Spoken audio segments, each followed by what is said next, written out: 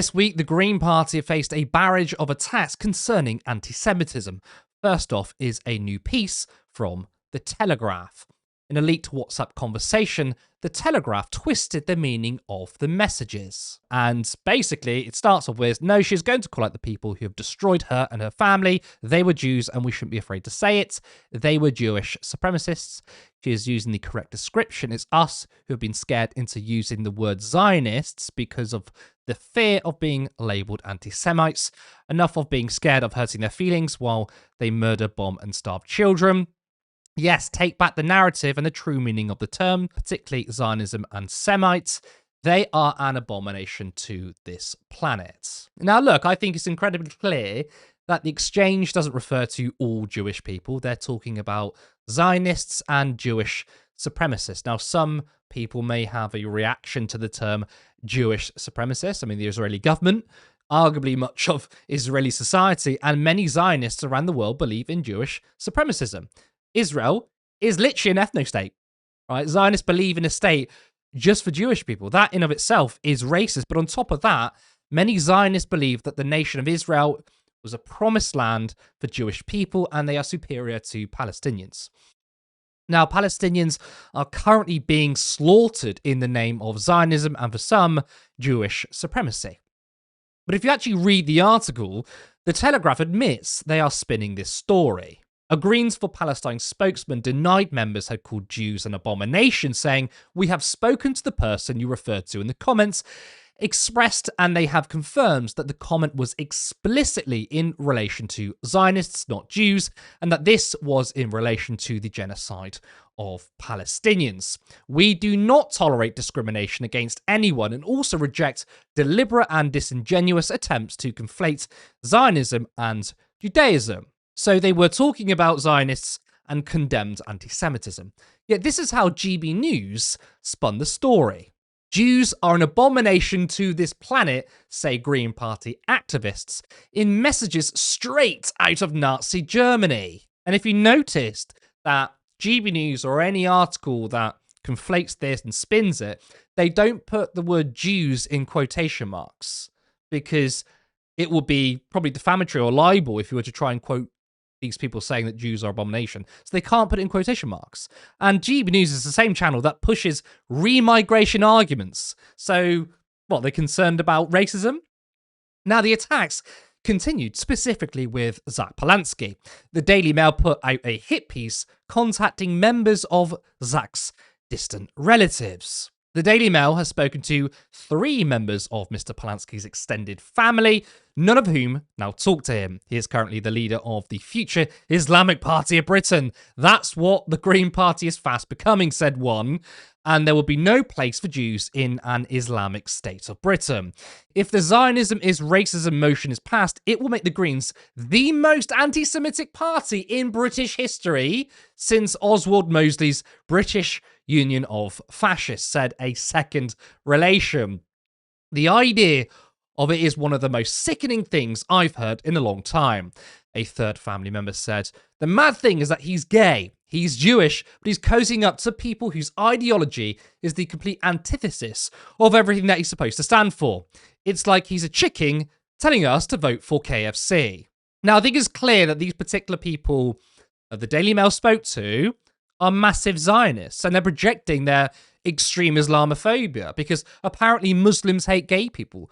All Muslims aren't progressive and they're not secular. That's what it really means. They're saying that the Green Party is Islamist because they dare speak up for Palestinians. Now, Zack rightly attacks the Mail for their hit piece. "This is why Daily Mail journalists are going after my family now. The right-wing propaganda machine will not work on the Green Party. We're ready to end Rip-Off Britain, end the cost of living crisis, and make hope normal again." He quote-tweeted a recent poll from Varian Group, who were close with their prediction in the 2024 general election, putting the Greens on 20%. Pro-Israel journalist Nicole Lampert, who contacted Zack's family, said, "Daily Mail journalists aren't going after your family. As you are aware, there is more we could write if we were." I don't know what that means. "I'm a freelance journalist who spoke to your family members who are frightened by the Jew hate in your party. They are frightened by what you have given the green light to. While you once fought Jew hatred, now you indulge in it because, as we both see, it is popular. Other political groups have discovered this in the past. Shame on you, Zack Polanski. Shame on you. And Zack responded with this. Daily Mail and journalist, those words don't belong together with your parasitic behaviour. You try your daily nonsense with a paper that literally backs the fascists, and the Green Party continue to rise. Together, we will win. Now, for his reply, Zack, who himself is Jewish, as you'll know, he was accused of anti-Semitism. Lampert said, when the leader of racist party, that's right, calls the Greens a racist party, a Jewish journalist, me, parasitic, simply for reporting that his Jewish family are scared by the direction his Zionism is racism party is going in, this is the true face of the nasty Greens. Now, notice in that tweet, she didn't say that Zack is also Jewish, you know? That maybe you shouldn't police what other Jewish people should say. Now, ending the exchange, Zack, again, defended himself. I didn't call you a parasite. I called it parasitic behaviour. You can't even report the basic facts properly that everyone can see in seconds. It should be shameful for you and the entire Daily Mail. Now, an account called Stop the Hate, which was created 2 years ago, jumped in. We are appalled that the leader of the Green Party described Nicole Lambert, a Jewish journalist, as parasitic.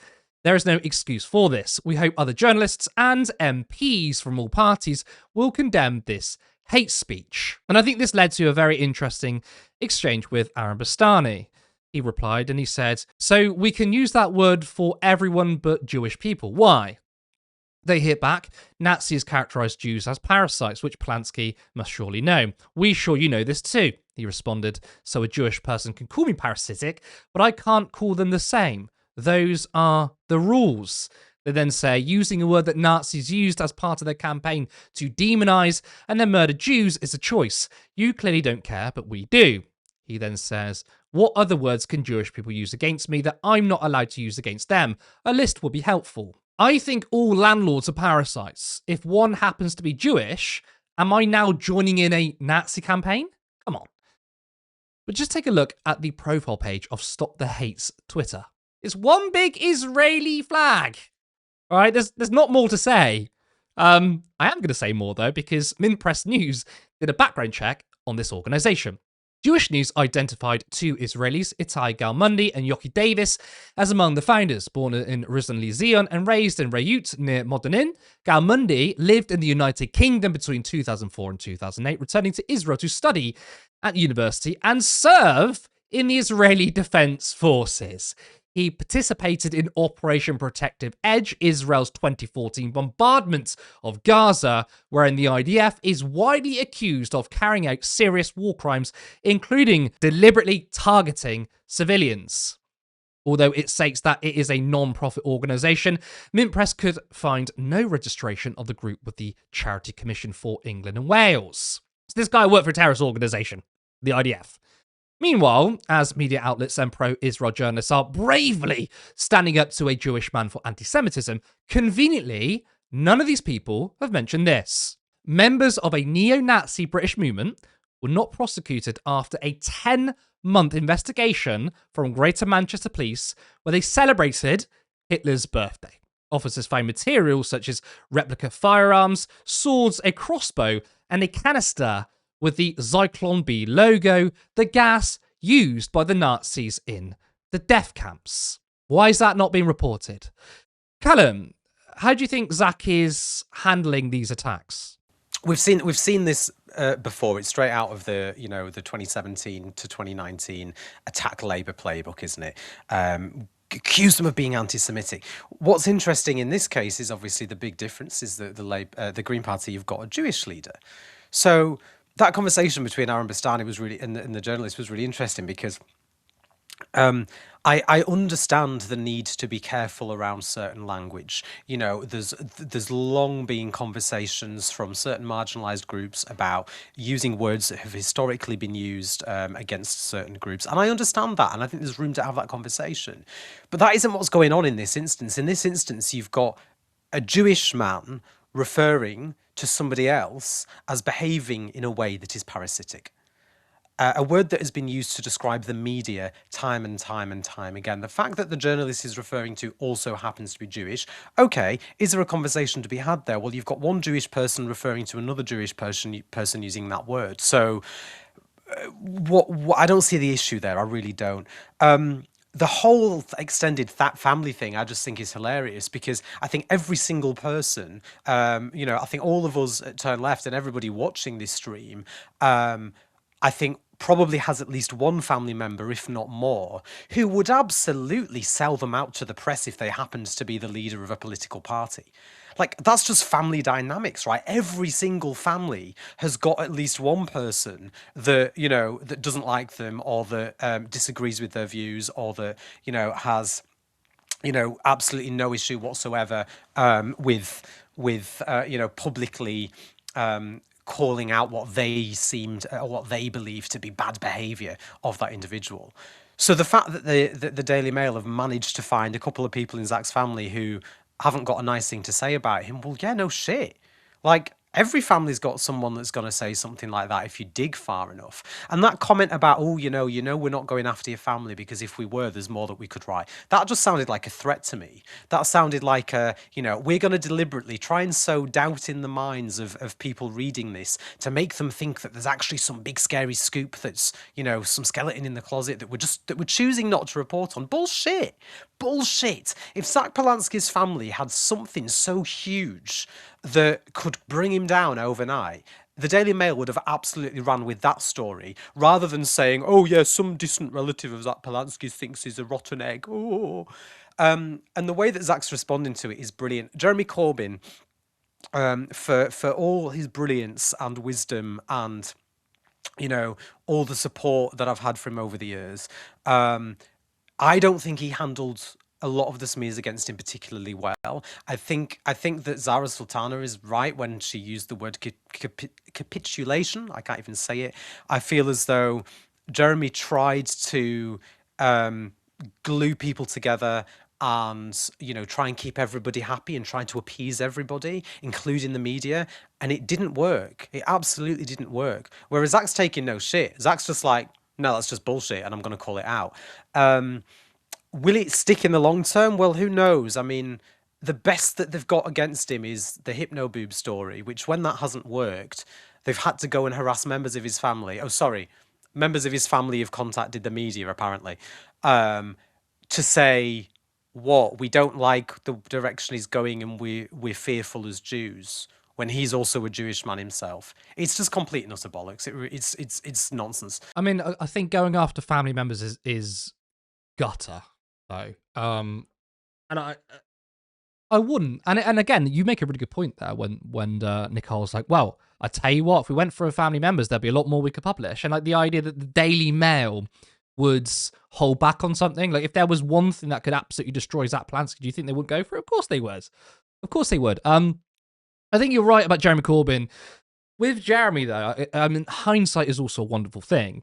But Jeremy, he had people like Margaret Hodge in his party, ultra Zionists in his party, and of course he wanted to try and make it work. But it just shows that you can't. You can try and capitulate, but that would be it would only work if they were principled in their opposition to it, right? They're going to keep dragging you that way towards being Zionist. It's so ridiculous that a lot of the discourse in the media today has been, oh my God, Zach Polanski danced next to somebody that showed a bit of skin at the weekend at an anti-far right rally. Yeah. Like they've got fuck all on him. They've got absolutely nothing on him. So they're trying, because it worked for Corbyn, they're trying to smear both Zach and the Green Party, and we'll come on to more of this later in the show, as being anti-Semitic. And as Zach has pointed, and that's the other thing, Zach pointed out, he's the only leader of a party who is Jewish, right? Currently, and he's said in the past that he's one of, I think, 5 historically, but because of the way he worded a tweet the other day when he was like, I'm the only Jewish leader of a political party, everyone's attacked him for that and saying, oh, what, do you not know about Disraeli? And it's like, what, are we living 100 fucking years ago? Like, come on. So yeah, I mean, it's an interesting tactic to accuse the party, led by the only Jewish leader of anti-Semitism. Though, as someone pointed out on Twitter the other day, and I suppose they do have a point, could we say that the Mm, Conservative Party can't possibly be racist because they've got a black leader of mm, their party? Well, no, I'm sure we would all agree that just because their leader is black doesn't mean that the party themselves can't be racist. It doesn't even mean that Kemi Badenoch itself can't be racist. So I suppose, to play devil's advocate, there might be an argument if there was evidence. But what's interesting here is that they've not got any evidence mm, that Zack's anti-Semitic. mm, They've not got any evidence that the Green Party are anti-Semitic, other than the fact that, like they tried with Corbyn, we've got a serious problem with a genocidal regime in Israel that continuously kills, tens, if not hundreds of thousands of innocent civilians. That's what we've got an issue with. mm, And some of those mm, people are people who believe that they have a divine right to have a land over anybody else because of their ethnicity and their background, which is racist, which is, the whole point of the motion that we'll come to in the next story. So, yeah. I think also what you pointed out there about how, yes, you can be a member of an ethnic minority to be racist against your own background. That is absolutely true, right? But what I find interesting is it was the right wingers who used that kind of identity politics, saying, well, I'm Jewish, therefore you cannot criticize me unless you're Jewish, or you can't have a say on anti-Semitism unless you're Jewish. Like, that was the game they wanted to play. And now we're going to be like, well, we're going to just play that game right back at you then. You said that's the terms of the debate that these people set out, that you cannot have a discussion around anti-Semitism because you're not Jewish. All right, well, Zach is Jewish. Maybe you should shut the fuck up. And like, it's... But Curtis, you're right, and Zach is Jewish, but to them, he's the wrong kind of Jew. Exactly. Zach Which is is like, very anti-Semitic but as Zach well. is like the Jewish people in the Labour Party that are 3 times more likely to be expelled under Keir Starmer's Labour Exactly. for anti-Semitism than anybody from any other ethnic background, right? Zach is one of those Jews. Zach is a Jewish person who has betrayed his ethnic group and betrayed his people. Who's been fallen into a rabbit hole and been hypnotized, for want of a better word, when talking about Zach Polanski, into believing all this horrible anti-Jewish rhetoric. Because obviously they can't go after him for the fact that he's a non-Jewish person.